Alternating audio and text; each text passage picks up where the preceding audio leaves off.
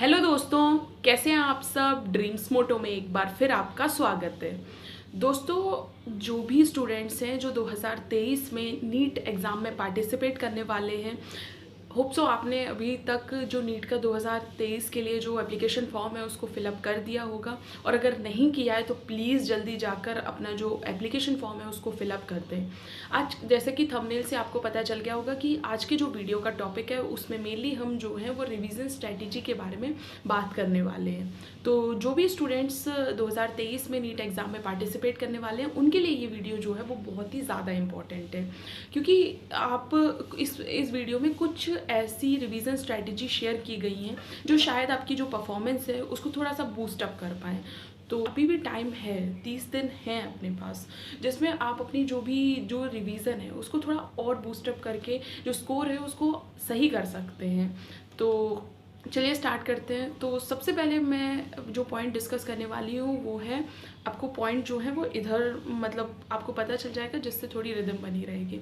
तो सबसे पहला पॉइंट क्या है कि प्रीवियस ईयर क्वेश्चंस है ना।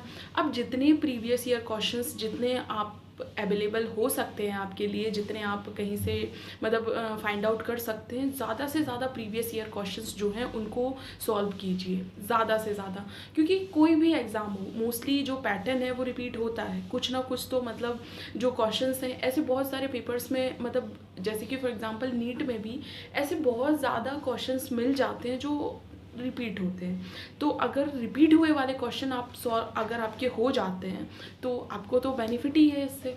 तो मेनली क्या है कि ज़्यादा से ज़्यादा PYQs कीजिए, मेनली जितने भी अवेलेबल हो पाए 10 साल 15 साल के, तो इन सभी को आप जो है ना बार बार मतलब सॉल्व कीजिए। क्योंकि इससे मेनली क्या होगा कि एक तो आपको ये पता चलेगा कि इतना ज़्यादा, जैसे फॉर एग्जांपल जैसे अपन जब PYQs करते हैं तो उनसे अपन को एक सिंपल सी एक बात समझ में आती है कि जो एग्ज़ाम है उसका पैटर्न क्या है, एग्ज़ाम में किस तरीके के क्वेश्चन मोस्टली आ रहे हैं, कि कौन से क्वेश्चंस हैं, किस टॉपिक पे ऐसे क्वेश्चंस हैं जो बार बार पूछे जा रहे हैं।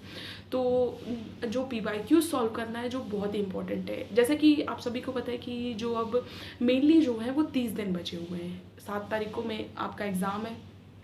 तो जो 30 दिन में आप सटीक वो काम कीजिए जो मेनली आपकी जो परफॉर्मेंस है उसको बूस्ट अप कर पाएँ। होप सो कुछ लोग जो है वो अभी मॉक टेस्ट वगैरह मतलब उनमें पार्टिसिपेट कर रहे होंगे। आप कंटिन्यू अपने मॉक टेस्ट जो है वो देते रहिए, स्कोर कुछ भी हो।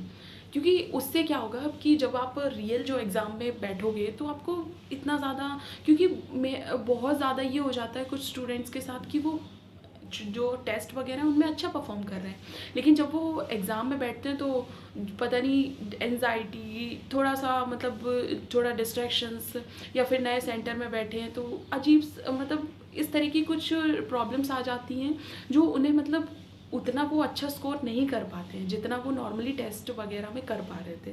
तो ज़्यादा से ज़्यादा PYQ सॉल्व कीजिए। और PYQ सॉल्व करने का एक और तरीका है, आप मेनली फ़ोन या फिर अलार्म लगा कर ना उसी ड्यूरेशन में सॉल्व कीजिए। जैसे फॉर एग्जांपल कोई भी किसी भी ईयर का पेपर उठाइए और उस पेपर को सिर्फ उतनी ड्यूरेशन में जितने में नीट का एग्ज़ाम होने वाला है उतने में सॉल्व कीजिए। जब आप ऐसा करेंगे ना तो हो सकता है कि पहला या दूसरा अगर आप इस तरीके से सॉल्व करें तो उतने ड्यूरेशन में ना हो पाए, या फिर थोड़ा कम टाइम ज़्यादा लग जाए सॉल्व करने में, पेपर कम सॉल्व हो पाए, इट्स ओके।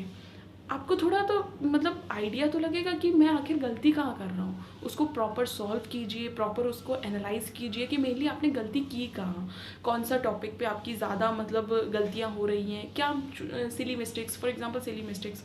जब एग्ज़ाम दे के आते हैं तो बच्चे कहते हैं कि अरे वो एग्ज़ाम में सिली मिस्टेक्स होगी। तो सिली मिस्टेक्स क्यों हुई? क्योंकि जो पहले आपने जो सिली मिस्टेक्स नहीं की। तो ये बहुत ही अच्छा तरीका है कि आप ज़्यादा से ज़्यादा PYQs कीजिए, उनको प्रॉपर जो 3 घंटे का जैसे एग्ज़ाम है तो 3 घंटे पूरा उनको उसी वे में कीजिए। प्रॉपर इस तरीके से कीजिए कि आप नीट का ही एग्ज़ाम दे रहे हो, ठीक है। उसको प्रॉपर एनालाइज़ कीजिए कि किस तरीके से मतलब क्या गलती मैं कर रहा हूँ, क्या मैं भूला हूँ, सिलेबस का कौन सा पार्ट है जो मुझे याद नहीं है, या फिर क्या ऐसी प्रॉब्लम्स आ रही हैं जिसकी वजह से मेरा जो स्कोर है वो कम आ रहा है, ठीक है। दूसरा पॉइंट हम डिस्कस करेंगे रिवीजन। मोस्टली रिवीजन पीरियड चल रहा है, जो 30 दिन है इन्हीं में टोटल रिवीजन करना है जितना कर सकते हो। तो आप एक और मतलब जो मैंने पर्सनली एक्सपीरियंस की है कि वो मतलब जैसे एग्ज़ाम्स में जो सबसे ज़्यादा परफॉर्मेंस बूस्टअप करती है वो एक स्ट्रैटेजी है कि आप जो भी रिवीजन कर रहे हो ना, अब टॉपिक पढ़ लिया, जितना पढ़ना था उतना हो गया है, जितना भी जो important points, most important points जो भी थे वो हो गए। जैसे कि फॉर एग्जांपल अभी अगर कोई ऐसा टॉपिक है जो आपने नहीं पढ़ा है, तो आप एक काम कर सकते हो कि उस टॉपिक के जो मोस्टली इम्पॉर्टेंट क्वेश्चन नहीं, पॉइंट, जो भी इम्पॉर्टेंट पॉइंट्स हैं ना, उनको आप एक पेज पे लिखो। एटलीस्ट इतने इंपॉर्टेंट पॉइंट्स लिखो कि एक पेज में आपका एक चैप्टर आप लिख सको कि उस पर्टिकुलर चैप्टर से क्या क्या इंपॉर्टेंट पॉइंट हैं जो उसमें बताए गए हैं, और वो सिर्फ एक ही पेज में होने चाहिए। क्योंकि आप अब पूरा बड़ी सी कॉपी नहीं बना सकते हो, क्योंकि आपके पास टाइम नहीं है, ना तो आपके पास लिखने का टाइम है इतना, और ना ही उसको बार बार रिवाइज करने का टाइम है। तो आप सिर्फ सटीक पॉइंट जो हैं उनको लिखिए, ठीक है। और रिवीजन मेनली जो है वो एमसीक्यू सॉल्व करके कीजिए। जैसे फॉर एग्जांपल कोई एक टॉपिक है, किसी भी मतलब सब्जेक्ट का, चाहे बायोलॉजी, केमिस्ट्री, फिजिक्स, तीनों का कोई भी मतलब एक टॉपिक है, उसको उठाइए। उससे जो भी क्वेश्चंस पूछे गए हैं, आपके पास जो मतलब शीट वगैरह हैं, उनसे जो भी क्वेश्चंस पूछे गए हैं, प्रीवियस ईयर में जो जो क्वेश्चन पूछे गए हैं, तो सिर्फ उन्हीं को सॉल्व कीजिए। जब आप ऐसा करोगे ना, तो क्या होगा कि एक तो आपका रिवीजन हो रहा है कि अच्छा ये क्वेश्चन पूछा गया था, ये क्वेश्चन इस तरीके से, तो एक तो आपका क्या हो रहा है, रिवीजन हो रहा है। दूसरा, उस टॉपिक को आप एक बार फिर से देख पा रहे हो, तो आपको बार बार उसको पढ़ने की ज़रूरत नहीं है। एक तरीके से आपकी दो चीज़ें सॉल्व हो रही है। एक तो चीज़ रिवाइज हो रही है, दूसरा आपको दोबारा उस टॉपिक को पढ़ने की ज़रूरत नहीं है। थर्ड पॉइंट हम डिस्कस करेंगे कि जैसे मोस्टली स्टूडेंट्स का ये मतलब ये डाउट रहता है। डाउट क्या मतलब, एक प्रॉब्लम ही है कि हमें फॉर्मूला ही याद नहीं रहता है। क्या करें ऐसा कि फॉर्मूला याद रहे। एग्जाम में मेनली कुछ क्वेश्चंस तो इसीलिए छूट जाते हैं कि हमें फॉर्मूला ही नहीं याद रहा उनका। तो देखो, बायोलॉजी में क्या होता है कि आप एमसीक्यूज़ के थ्रू रिवीजन कर सकते हो, लेकिन फिजिक्स, केमिस्ट्री, इनमें कुछ पर्टिकुलर चैप्टर्स ऐसे हैं जिनमें मेनली फॉर्मूलाज ही अप्लाइड होते हैं।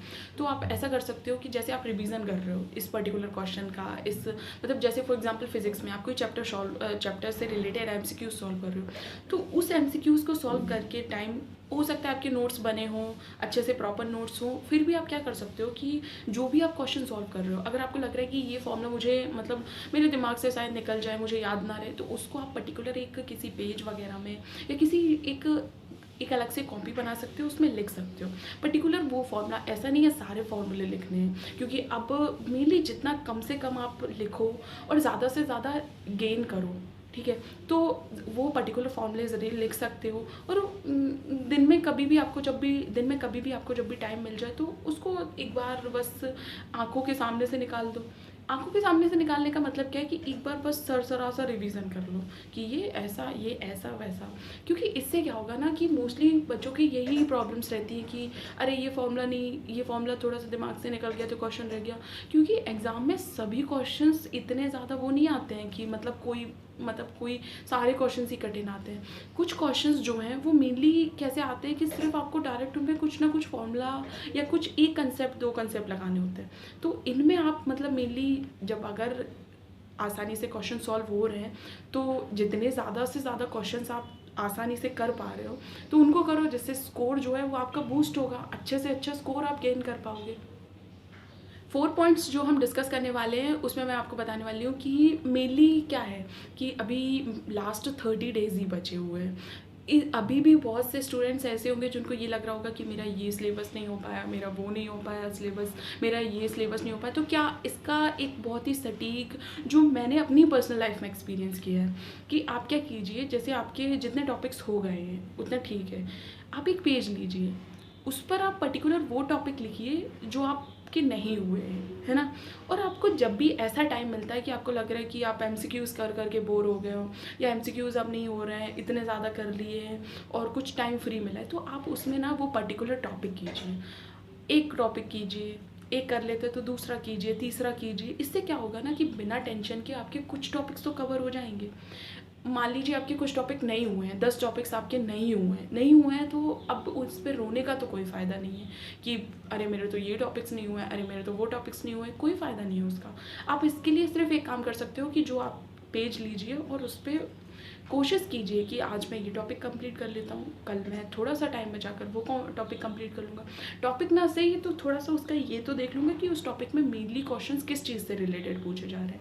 बहुत टाइम ऐसा होता है कि सिर्फ बेसिक से क्वेश्चन पूछा जा रहा है किसी चैप्टर से, और हम सिर्फ उसको हमने एक बार देखा नहीं, इस चक्कर में हमारा क्वेश्चन छूट गया। तो आप ऐसा कर सकते हो। इससे क्या होगा, ज़्यादा से ज़्यादा आप जो सिलेबस है उसको थोड़ा कवर कर पाओगे। ये उन बच्चों के लिए जिनको लगता है कि उनका सिलेबस अभी कवर ही नहीं हो पाया है, और ये मोस्टली स्टूडेंट्स की दिक्कत ही रहती है कि यही लगता रहता है कि सिलेबस ही नहीं हो पाया, क्या करें, सिलेबस ही नहीं हो पाया। और पांचवा यानी सबसे इम्पॉर्टेंट पॉइंट, आपके पास 30 दिन है।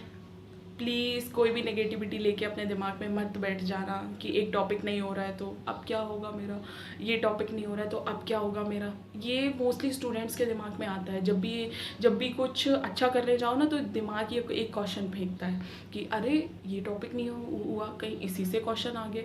देखो, जब ऐसा कुछ आपके माइंड में आ रहा है ना, प्लीज़ अवॉइड करो, क्योंकि ये जो टाइम है ना वो बहुत प्रीशियस है। आप जितना ज़्यादा अपने रिवीजन पे, फॉर्मूलाज पे, जितना भी सिलेबस है उस पर फोकस कर लोगे वो ज़्यादा इम्पॉर्टेंट रहेगा एज़ कम्पेयर टू ये सोचने में कि क्या होगा, कैसे होगा, मतलब पता नहीं क्या कैसा क्वेश्चन आएगा। बहुत सारे स्टूडेंट्स एक दूसरे को ये बताते रहते कि अरे यार कैसा क्वेश्चन आएगा, क्वेश्चन पेपर कैसे आएंगे, कहीं सारा क्वेश्चन तो कठिन नहीं आ जाएंगे। अरे आ जाएंगे तो वो सबके लिए आएंगे ना, पर्टिकुलर एक ही इंसान के लिए थोड़ी ना आएंगे। तो जब भी कोई प्लीज़ नेगेटिविटी अवॉइड करो इन 30 दिनों में, क्योंकि कहीं ना माइंड आपका एक ही चीज़ में लग सकता है। या तो आप वो रिवीजन में लगा लो, या फिर ये सोचने में लगा लो कि यार क्या होगा, ये सिलेबस। और मेनली क्वेश्चन क्या आता है कि अरे ये चैप्टर मैंने नहीं किया, कहीं इसी से क्वेश्चन ना आ जाए। अरे तो जितने किए उनसे तो उनसे अगर पूछा जा रहा है, उनसे आपसे क्वेश्चन बन पा रहा है तो ठीक है। अगर एक दो क्वेश्चन छूट भी जाते हैं ठीक है, तो प्लीज़ जितनी हो सके ना निगेटिविटी अवॉइड करो। लग रहा है ना कि ये क्वेश्चन डाउट कर रहा है, ये क्वेश्चन डाउट कर रहा है, उसको थोड़ा समझो कि क्या ये कुछ हेल्प करेगा ये क्वेश्चन। जैसे मन में आ रहा है कि अरे पेपर कहीं कठिन तो नहीं आ गया। एग्ज़ाम टाइम है, आते रहते हैं क्वेश्चन स्टूडेंट्स के माइंड में, तो ये आपको खुद को ये स्ट्रैटेजी यूज़ करनी पड़ेगी अपने माइंड को ट्रिक करने की कि ठीक है ना, तो पेपर क्या मेरे लिए कठिन आएगा, पेपर तो सबके लिए कठिन आएगा। तो नेगेटिविटी प्लीज़ अवॉइड करो, और अपनी इस तरीके से आप देखो मेन चीज़ है, आप अगर आपके पास कोई स्ट्रैटेजी है, अगर आप उसको यूज़ कर रहे हो तो इट्स वेल एंड ओके, आप अच्छे से करो उसी को। और जो मैंने पॉइंट्स बताए, अगर आपको लगते हैं कि वो हेल्पफुल हैं आपके लिए या आपकी परफॉर्मेंस को थोड़ा बूस्टअप कर सकते हैं तो आप उसको यूज़ कर सकते हो। और अगर आपके कोई भी क्वेश्चंस, कोई भी कन्फ्यूज़न, कोई भी डाउट वगैरह है तो आप कमेंट्स में क्वेश्चन करके मुझसे पूछ सकते हो। होप सो दोस्तों आपको वीडियो पसंद आया हो। Thank you so much for watching.